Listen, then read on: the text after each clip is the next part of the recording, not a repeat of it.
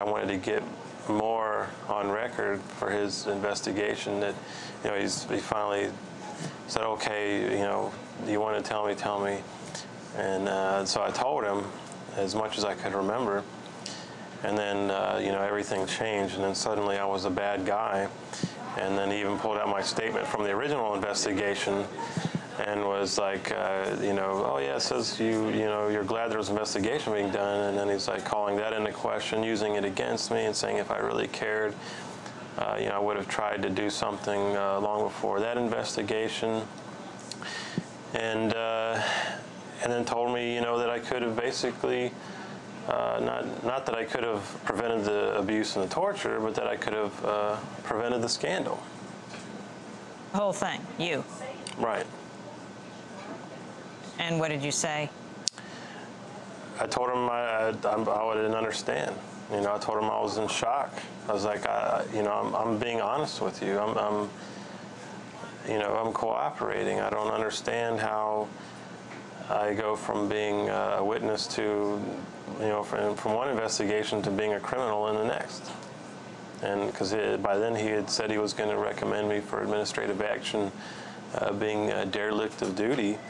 And then later, when his investigation was released, he even heaped 2 more charges on me. One which was interfering with the investigation, which referencing my speaking to the media like I am with you right now.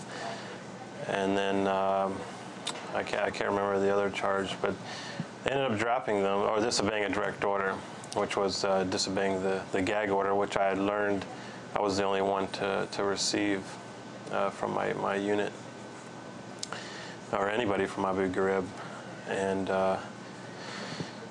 then it took a long time, though, for them to even go into that, and they, of course, dropped those charges, and except for disobeying a direct order, because obviously, that can be proven on a technical basis, because I'd spoken to the media after being told not to.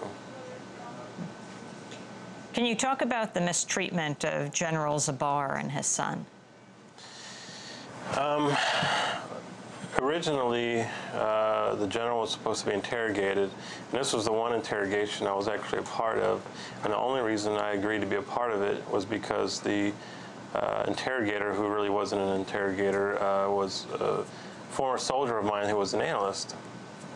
And I knew I could trust him not to be an animal or to try to talk me into doing something I know I wouldn't want to do.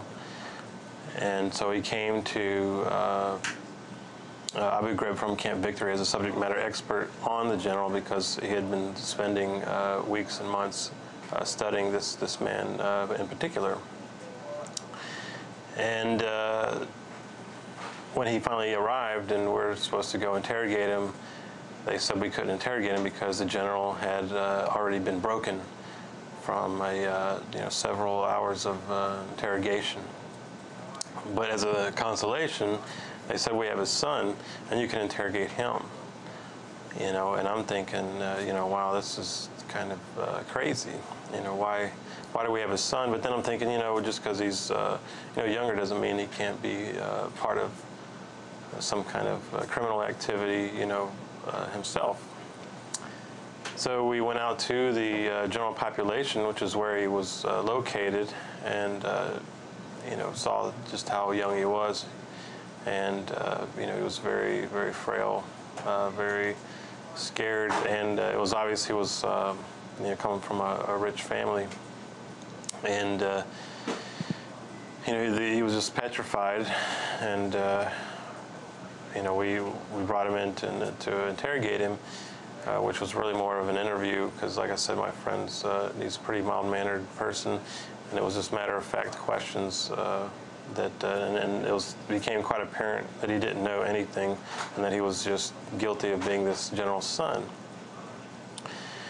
And then he even told me about his brother also being there, wanting to know where he was, and it was really kind of heartbreaking when he said that he was glad that we were there, but that he didn't understand what we were doing now that we were there. He cited things that were happening to him, as well as how his family was, all their property was being seized by the Kurds because we were turning a blind eye to what the Kurds were doing, and and I was just like, wow. And then we took him back, and I come to find out, what they had done to break his father, which was, abusing him.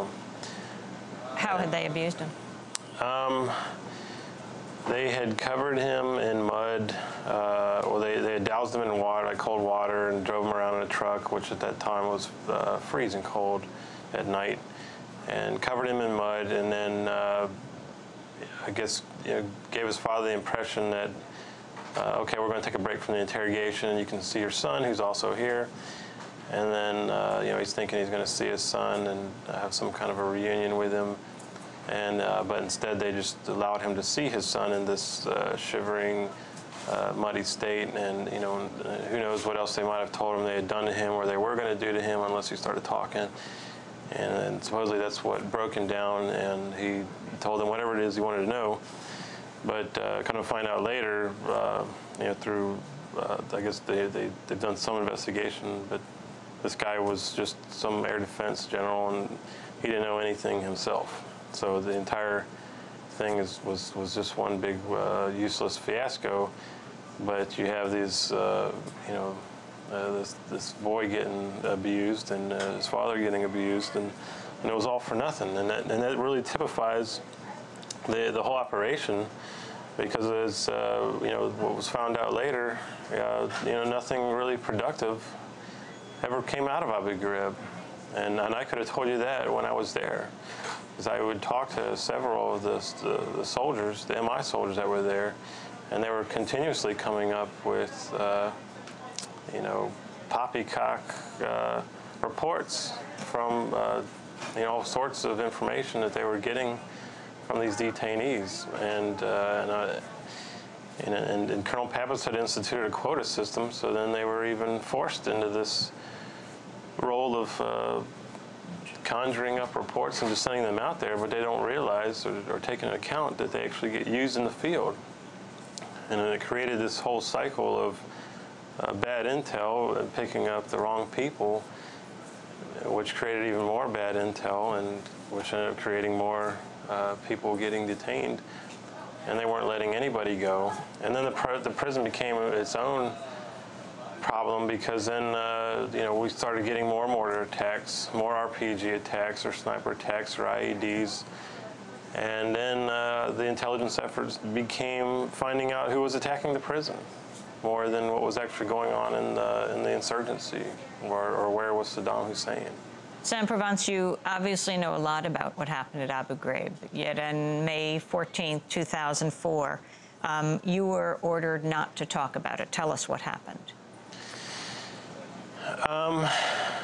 It hadn't been long after I'd talked to General Fay, and of course the media had already tried to contact me, but I didn't want to, I didn't know what was going on, and I was trusting that there would, the investigation would uncover, what had happened. The people under this unbearable burden of, the scandal and the assumed scrutiny would begin, somebody else, others, many others would begin talking or confessing.